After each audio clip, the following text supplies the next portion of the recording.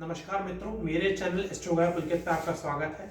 आज मैं आपकी मुलाकात कराऊंगा एक अधिकारी से जो अधिकारी रह चुके हैं और ज्योतिष के भी अच्छे जानकार हैं। वो आज हमें बताएंगे, हम पे आप प्रकाश डालेंगे कौन कौन से ग्रह सेल्स सर्विसेज के लिए हेल्पफुल रहते हैं। सेल्स सर्विसेज आज के डेट में नंबर 1 ब्रांच है, देश का पैशन है, पूरे देश का पैशन है सेल्स सर्विसेज।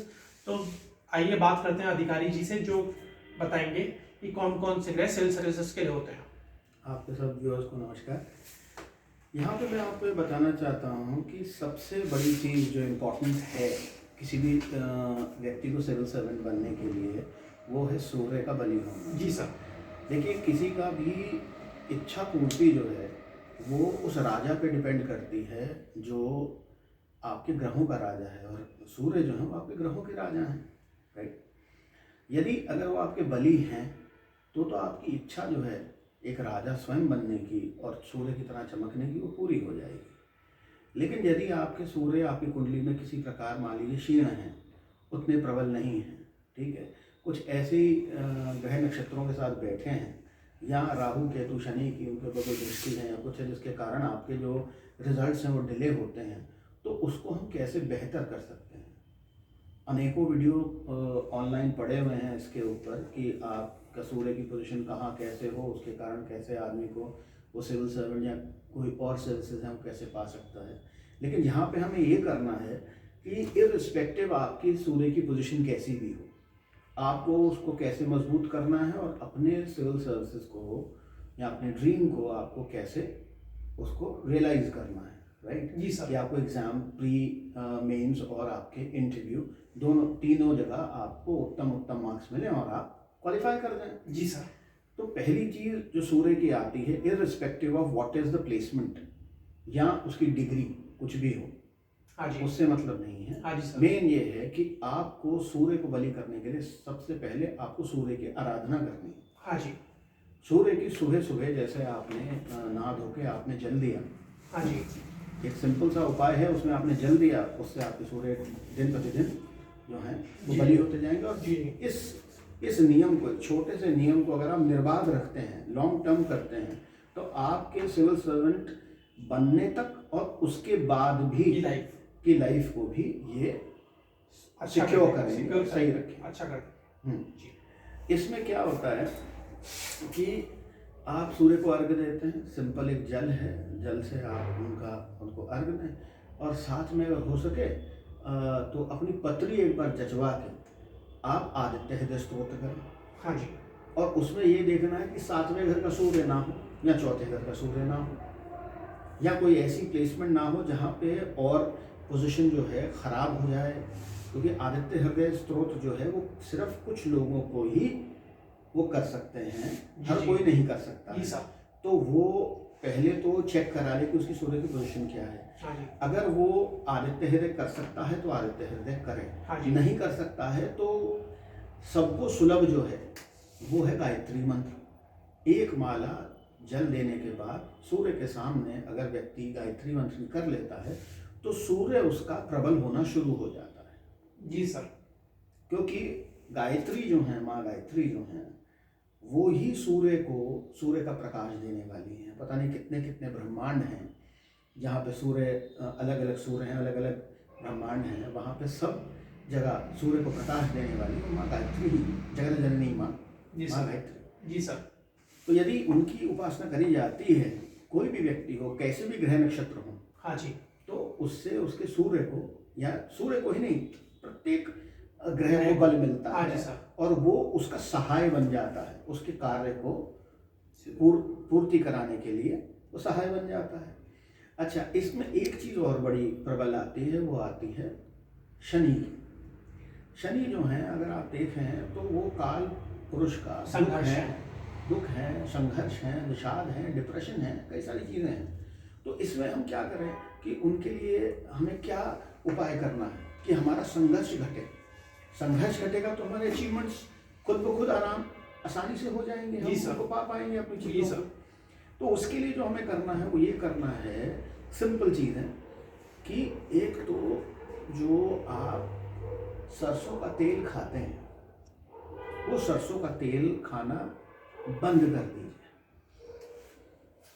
क्योंकि अगर आप शनि का फैक्टर अपने अंदर बढ़ाएंगे तो शनि की जो ग्रेविटेशनल फोर्स है वो आपको अट्रैक्ट करेगी।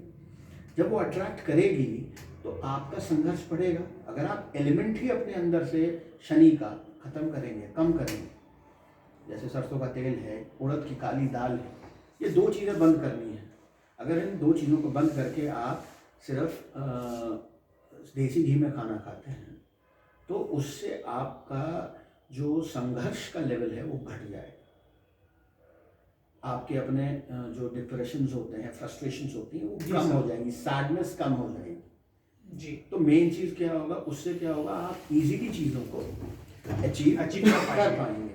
और मेन चीज़ क्या है कि क्योंकि जनरली कुछ लिमिटेड अटेम्प्ट्स मिलते हैं सिविल सर्विस को क्वालिफाई करने के लिए। ऐसा नहीं है कि एन नंबर ऑफ अटेम्प्ट्स हैं हमारे पास। फिर एज का फैक्टर है कि जितनी जल्दी से जल्दी हो, तो जितना संघर्ष हम घटाएंगे और जितना राजाई कृपा हमें मिलेगी। क्योंकि देखिए, मेहनत तो हर कोई करता है, मेहनत तो हर कोई कर रहा है सिविल सर्विसेज में आने के लिए, जो सीरियस कैंडिडेट्स हैं, ठीक है। कुछ लोग प्री क्वालिफाई करते हैं, उसके बाद मेंस में रुक जाते हैं, कुछ लोग मेंस क्वालिफाई करते हैं, इंटरव्यू में नहीं आ पाते। तो क्या फैक्टर है, और वो फैक्टर सिर्फ एक ही है, वो है सूर्य और शनि। हाँ जी। क्योंकि बाकी जो ग्रह हैं उनका इतना इम्पैक्ट है नहीं जी जितना कि इन दो ग्रहों का सूर्य और शनि का। तो मेरा जितने भी एस्पिरेंट्स हैं उनसे यही कहने का तात्पर्य है, मेरी सारी बातों का निचोड़ जो है वो यही है कि दो चीज़ें, एक तो अपने सूर्य को बलि करें और दूसरा शनि को इस तरह से आप वो करें कि आपका जो संघर्ष है वो घटे। हाँ जी।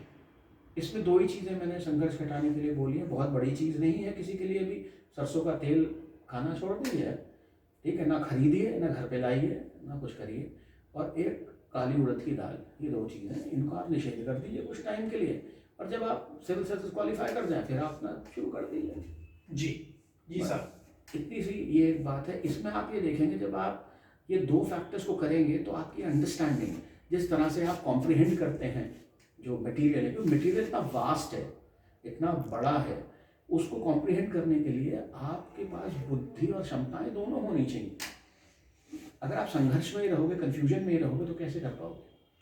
जब आप ये चीज़ करोगे तो आप देखोगे कि आप उसको ग्रास्प करना भी शुरू कर रहे हो। जी सर। फिर प्री की तैयारी अलग से है, मेंस की अलग तरह की तैयारी है, तो मेंस की तैयारी भी आप बेटर कर पाओगे। फिर इंटरव्यू में तैयारी टोटली अलग है, वहाँ पे आपके ज्ञान की तैयारी है ही नहीं, वहाँ तो आपकी पर्सनैलिटी है कि what kind of persona you are carrying with yourself. Mains आपने क्वालिफाई कर लिया, गुड इनफ, लेकिन इन सब के जो कंबाइंड मार्क्स हैं मेंस और इंटरव्यू के, उसी से ही आपकी रैंकिंग डिफाइन होती है। तो अगर आप ये चीज़ लेके चलते हो तो आप ये चीज़ पाओगे कि जब आप इसकी प्रोसेस में हो, process in the sense when you are preparing for the examination, जी जी, वो आपका स्मूथ हो गया। अगर वो प्रोसेस आपका स्मूथ हो गया, तो कई लोगों के साथ मैंने देखा है कि एग्जाम टाइम में बीमार पड़ जाते हैं, एग्जाम टाइम में कोई अनवांटेड इंसिडेंट हो जाता है, किसी का घर का किसी व्यक्ति को बीमार पड़ गया, कुछ हो गया, ऐसा हो गया, वैसा हो गया। जी सर। तो उस चीज़ को आप वार्ड ऑफ कर पाओगे। जी सर। क्योंकि ठीक है, आपकी तैयारी बहुत बढ़िया चल रही है, सब कुछ चल रहा है, लेकिन अचानक आपके साथ कोई ऐसा इवेंट हो गया तो हम अचानक को हटा रहे हैं। जो लोग भी इनमें से होंगे, ये तो नहीं है कि सब जो देख रहे होंगे इसको सभी करेंगे, वो कुछ ही लोग करेंगे, कुछ ही लोग इसके ऊपर सुनेंगे और कुछ लोग ही इसके ऊपर अमल करेंगे और अमल करके अपनी चीज़ों को पाएंगे। हमें देखिए, रिलेटिव मार्किंग है सिविल सर्विसेज में। इट डजंट मैटर आपने कितनी प्रिपरेशन करी है, लेकिन what you are doing, what you are writing at the time जब आप एग्जामिनेशन कंडीशन में हैं, आपकी क्या मेंटल स्टेट है, उसके बेसिस पे वो व्यक्ति आपका पेपर, जो एग्जामिनर है वो आपका पेपर जांचेगा। जी सर। आपने कितनी मेहनत करी है, it doesn't matter at all.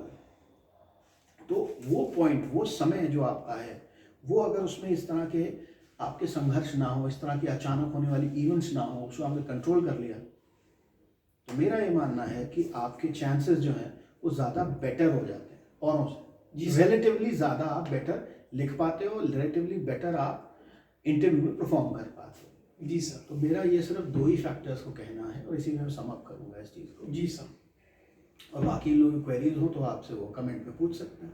Sure sir. ठीक है, जी सर। तो आज के वीडियो के लिए इतना ही।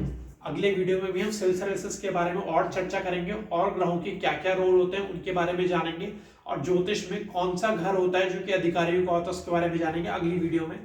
आज के वीडियो के लिए इतना ही। Thank you.